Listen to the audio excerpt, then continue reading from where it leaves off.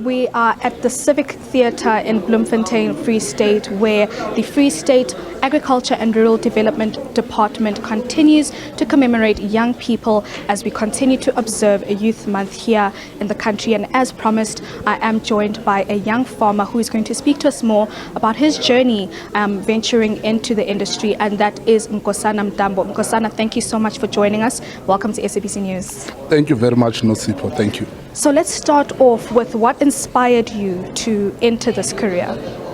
Well, the truth is I asked myself a question one day that how many times do I eat in a day? And reality hit at me that I eat 3 times in a day. I did an introspection. Where does the food that I eat comes from? I realized it comes from a farm. You don't download food. So that's when I started having passion and I fell in love with agriculture. Speak to us. You mentioned earlier that you're a first-generation farmer. Any of the challenges that you have encountered, as this is something that you're new to. This is not something that has been passed on, as we see with other farmers through their families, but this is something new to you. Well, as a young person, you must remember that the pressure is always there because of your social media and also the neighbors who are 4th and 5th generation. As a first-generation farmer, when you make mistakes, you'll feel like you are stupid or somehow, but the reality is that as a first-generation farmer, it's never easy because everything you build from scratch. You don't get things on a silver platter, so it has always been a tough journey for myself, I would say, yes. And what it is exactly that you specialize in? What are you farming? Well, I'm doing currently livestock and I'm also doing grains. I'm planting maize and soyas. And any challenges? I spoke to the MEC earlier with regard to challenges of theft, for example. We've seen the reports as well, especially coming from the Free State.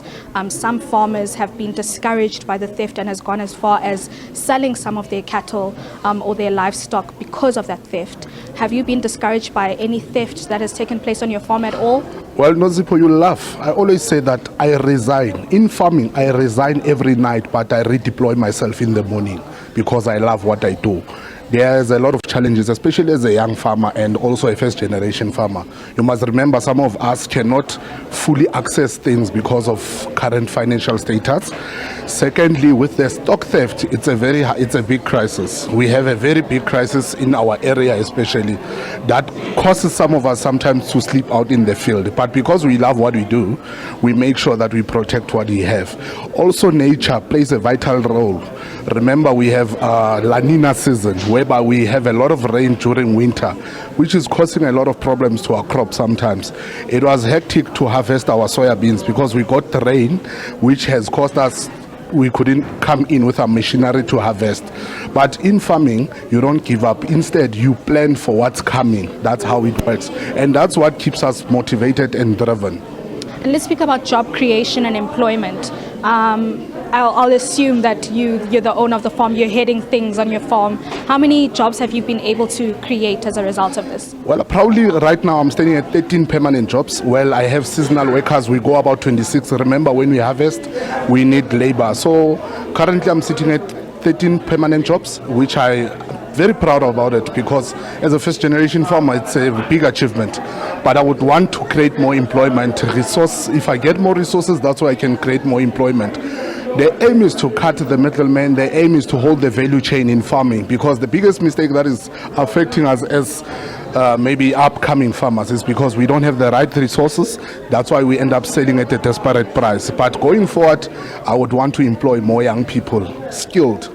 And let's speak more about those resources. What are you hoping to achieve by attending this event today? Well, I'm hoping to achieve a lot, to network, firstly, and also to come and bring more ideas that MEC, we can take Free State and make it one of the biggest province in the country or the world in terms of creating jobs in a formula like this. I'm a maize farmer. Why don't I own the whole value chain from the seed to planting the maize and also to processing it into a maize meal from my farm to the shelves? Why can't I own that value chain?